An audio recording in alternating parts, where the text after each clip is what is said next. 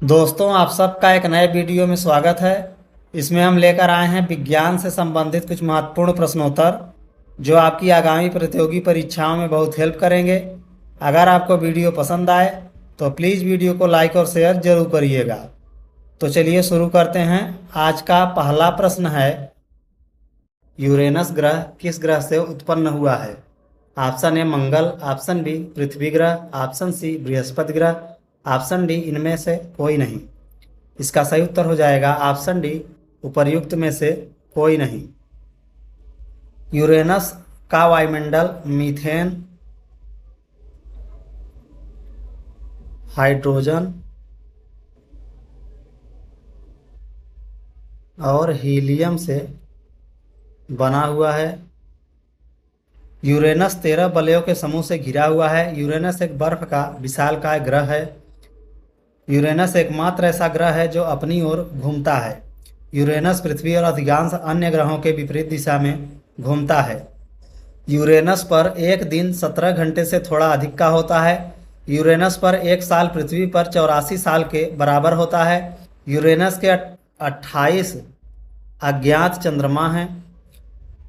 Uranus सूर्य से 7वां ग्रह है। इसका मतलब है कि शनि और नेपच्यून यूरेनस के पड़ोसी ग्रह हैं। यूरेनस की खोज 1781 में ग्रेट ब्रिटेन के वैज्ञानिक विलियम हर्शेल ने की थी।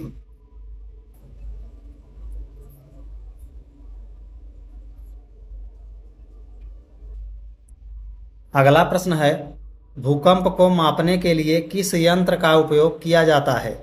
Option A seismograph, option B spectrometer, option C thermometer, option D barometer. इसका सही उत्तर हो जाएगा ऑप्शन ए सिस्मोग्राफ।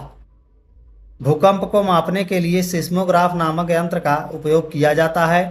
यह यंत्र भूकंपी तरंगों को रिकॉर्ड करता है, जिससे भूकंप की तीव्रता, अवधि और उत्पत्ति का पता लगाया जा सकता है।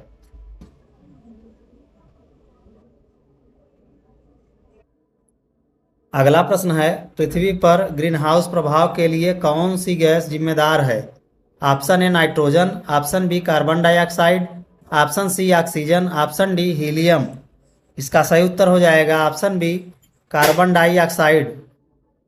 पृथ्वी पर ग्रीन हाउस प्रभाव के लिए सबसे मुख्य रूप से कार्बन डाइऑक्साइड CO2 गैस जिम्मेदार है।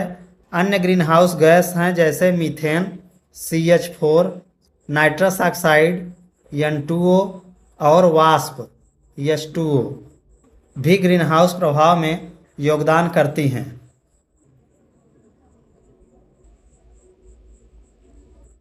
अगला प्रश्न है, गैल्वेनिक सेल में किस धातु का उपयोग होता है? Option A copper, option B nickel, option C silver, option D जस्ता और तांबा। इसका सही उत्तर हो जाएगा ऑप्शन डी जस्ता और तांबा।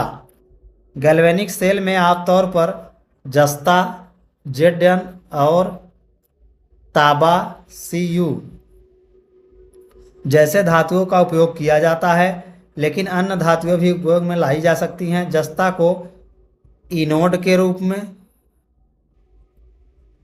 और तांबे को कैथोड के रूप में उपयोग किया जाता है।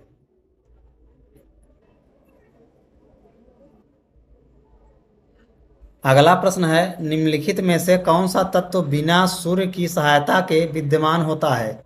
Option A helium, option B ऊर्जा, ऑप्शन सी प्राण, ऑप्शन डी सोम। इसका सही उत्तर हो जाएगा ऑप्शन ए हीलियम। यह सूर्य के बाद ब्रह्मांड में दूसरा सबसे अधिक प्रचुर मात्रा में तत्व है और हाइड्रोजन संलयन का उत्पाद है। यह सूर्य के बिना भी ब्रह्मांड में मौजूद रहता है।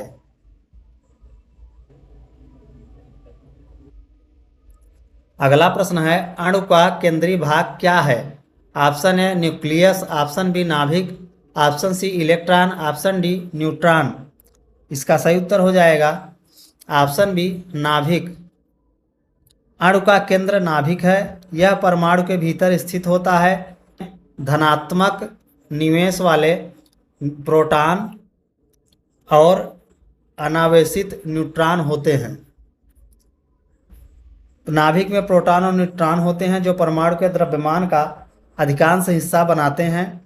नाभिक के चारों ओर इलेक्ट्रॉन ऑर्बिट करते हैं जो ऋणात्मक आवेश वाले कण होते हैं। जब दो या दो से अधिक परमाणु किसी बंधन से जुड़े होते हैं, जैसे सहसंयोजक बंधन या हाइड्रोजन बंधन, तो वे अणु कहलाते हैं।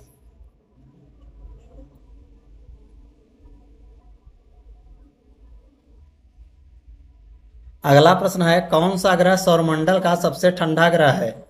Option A Brihaspati, option B Shukra, option C Arun, option D Shani. इसका सही उत्तर हो जाएगा ऑप्शन सी अरुण। सौरमंडल का सबसे ठंडा ग्रह अरुण है। इसका औसत तापमान -224 डिग्री सेल्सियस तक पहुंच जाता है। यह सूर्य से 7वां ग्रह है और इसका वायुमंडल और मंडल में सबसे ठंडा है। यूरेनस का तापमान इतना कम होने का मुख्य कारण सूर्य से इसकी दूरी और इसका अच्छी झुकाव है, जो अत्यधिक मौसमी विविधताओं का कारण बनता है।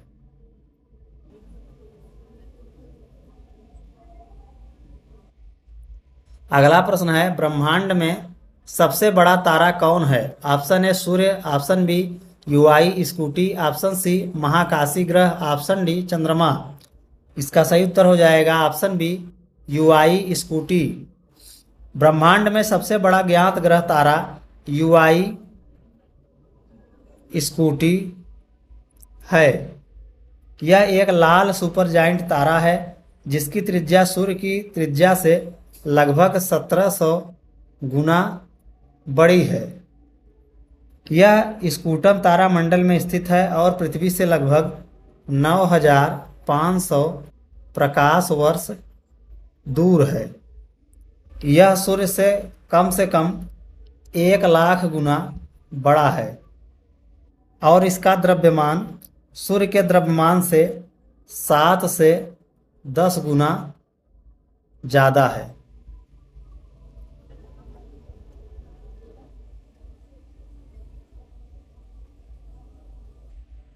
अगला प्रश्न है, मोबाइल फ़ोन का आविष्कार किसने किया था?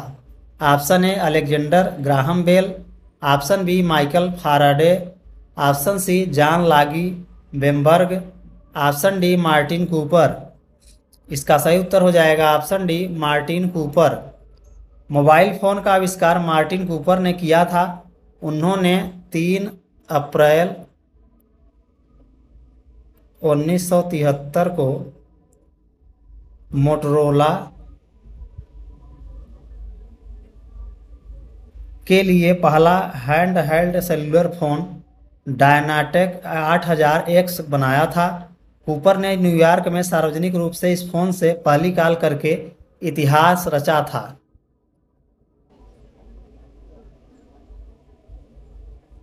अगला प्रश्न है, प्रोटीन के बिना शरीर का कौन सा कार्य संभव नहीं होता? ऑप्शन ए मुद्रण क्रिया, ऑप्शन बी मांसपेशियों का निर्माण, ऑप्शन सी ऊर्जा उत्पादन, ऑप्शन डी तंत्रिका कार्य। इसका सही उत्तर हो जाएगा ऑप्शन बी मांसपेशियों का निर्माण। प्रोटीन के बिना शरीर के कई कार्य प्रभावित होते हैं, लेकिन कुछ सबसे महत्वपूर्ण कार्य जिनका प्रोटीन के बिना संभव होना मुश्किल है वे हैं मांसपेशियों का निर्माण और मरम्मत, दूसरा है ऊतकों और कोशिकाओं का निर्माण और मरम्मत, तीसरा है हड्डियों का स्वास्थ्य, चौथा है प्रतिरक्षा प्रणाली का कार्य। दोस्तों, अगर आपको हमारा वीडियो पसंद आया तो प्लीज़ वीडियो को लाइक और शेयर जरूर करें।